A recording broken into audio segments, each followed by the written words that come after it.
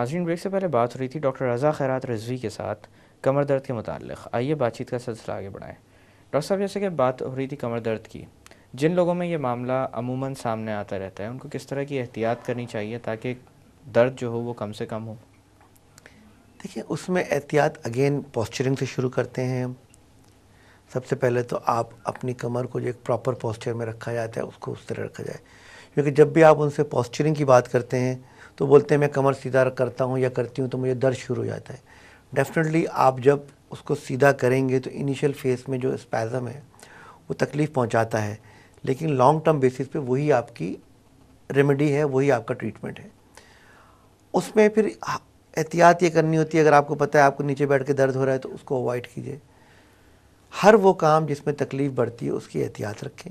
Hard bed लीजिए, washroom में commode का इस्तेमाल कीजिए, ज़मीन में बैठ के कोई काम ना करें।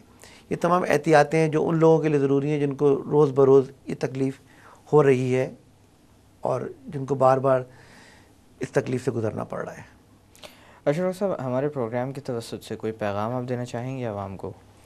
देखिए, मैं रिगार्डिंग बैकएक यही बात करना चाहूँगा कि देखिए, इट्स अ ट्रीटेबल थिंग, ठीक है। और इसमें लोग इधर उधर जा रहे हैं कि कभी मालिश करा रहे हैं, कभी पहलवान के पास जा रहे हैं, without taking any proper investigation and proper treatment.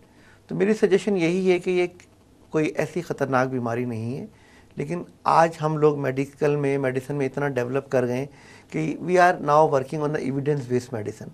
तो एक दफ़ा हमारे पास हर चीज़ का एविडेंस होना चाहिए कि हम किस चीज़ का इलाज कर रहे हैं या करवाने जा रहे हैं।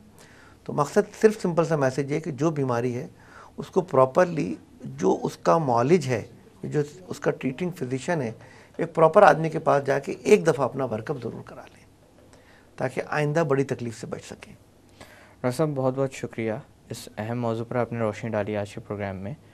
और बैकएक के हवाले से आवाम से जो बात मैं करना चाहूँगा वो यही है कि कमर दर्द का मामला बड़ा नाजुक होता है, ख़ासकर जब बात की जाती है सर्जिकल ऑप्शन की। बहुत सारे लोग काफ़ी खौफज़दा भी हो जाते हैं और मेरे ख़्याल से उनका खौफ किसी हद तक जायज़ भी होता है, क्योंकि तकलीफ़ जब हद से ज़्यादा बढ़ जाती है तभी सर्जरी की बात की जाती है। मैं यही कहूँगा कि कमर की अगर हिफाजत करनी है तो बचपन से ही बच्चों को ये आदत डाली जाए कि वो अपनी कमर को सीधा रखें। ये वो नसीहत थी जिस पर मुझे बचपन में सबसे ज़्यादा डांट पड़ा करती थी, लेकिन अब मुझे समझ में आ रहा है कि वो नसीहत अपनी जगह पर बहुत कारगर थी।